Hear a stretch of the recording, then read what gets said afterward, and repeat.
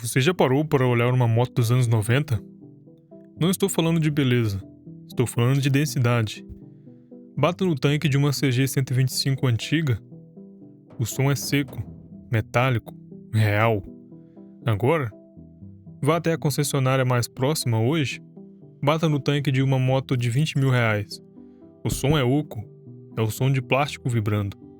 Nós somos condicionados a acreditar que isso é evolução. Disseram para nós que as motos ficaram mais leves, mais econômicas, mais tecnológicas. Mas isso é uma mentira conveniente. A verdade é que a indústria parou de fabricar máquinas que para durar gerações e começou a fabricar produtos com data de validade. Hoje, o enigma dos rodas vai abrir o capô da indústria. Nós vamos revelar como a engenharia foi sequestrada pela contabilidade e por que a sua nova moto quebra, enquanto a velha continua rodando. Para entender o crime, precisamos voltar ao passado.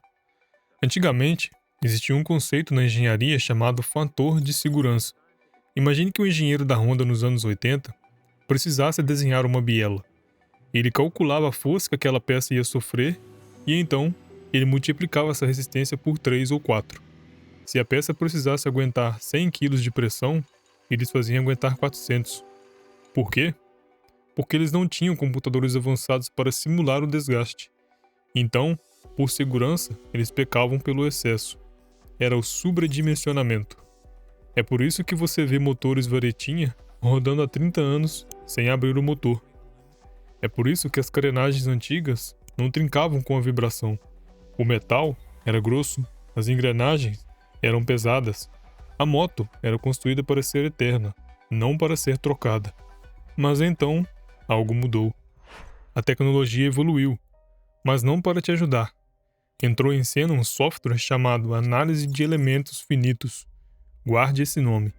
Isso permitiu que as montadoras soubessem exatamente onde e quando uma peça vai quebrar. Antes, eles colocavam um metal extra só para garantir. Agora o computador diz: se você tirar 50 gramas de metal dessa carcaça, ela aguenta exatamente 50 mil quilômetros. Depois disso, ela trinca. E adivinha o que a montadora faz? Ela tira o material. Eles chamam isso de otimização, e eu chamo de sabotagem programada. A engenharia moderna não é sobre fazer a melhor moto possível, é sobre fazer a moto mais barata possível, e que dure apenas o tempo suficiente para acabar a garantia. É a ciência da fragilidade. Quer provas? Olhe para os motores modernos de baixa cilindrada. Carcaças finas como papel. Tampas laterais que deformam com o calor excessivo. E o exemplo mais clássico do Brasil, o mistério dos cabeçotes que trincam. Motos de 300 cilindradas que não aguentam o próprio taxa de compressão. Isso não foi um erro de projeto, senhoras e senhores. Isso foi uma escolha de economia de material. A parede do metal ficou fina demais. A rosca da vela tinha pouco material em volta. Eles economizavam centavos de cada alumínio em cada moto. E você gastou milhares de reais na retífica e não para no motor. Olhe para o acabamento. Cromados que na verdade são plástico pintado, faróis que ficam amarelados e opacos em 2 anos, painéis que infiltram água na primeira chuva forte. Eles transformaram bens duráveis em bens descartáveis. Eles vão dizer: mas as motos novas poluem menos.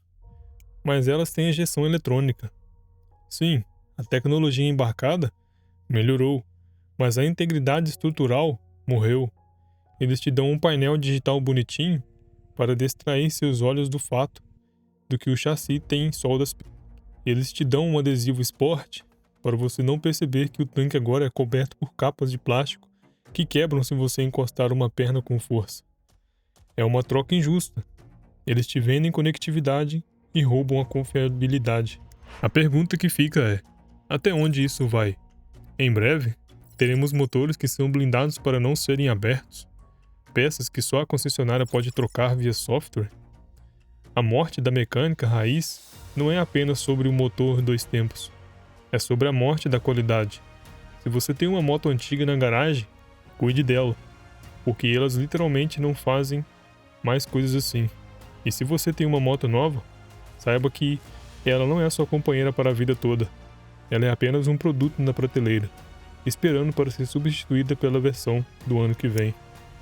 Comente aqui embaixo qual foi a moto mais tanque de guerra que você já teve. E qual foi a moto de papel que mais te deu dor de cabeça. Eu quero ver a briga de gerações nos comentários. Aqui é o Enigma dos Rodas.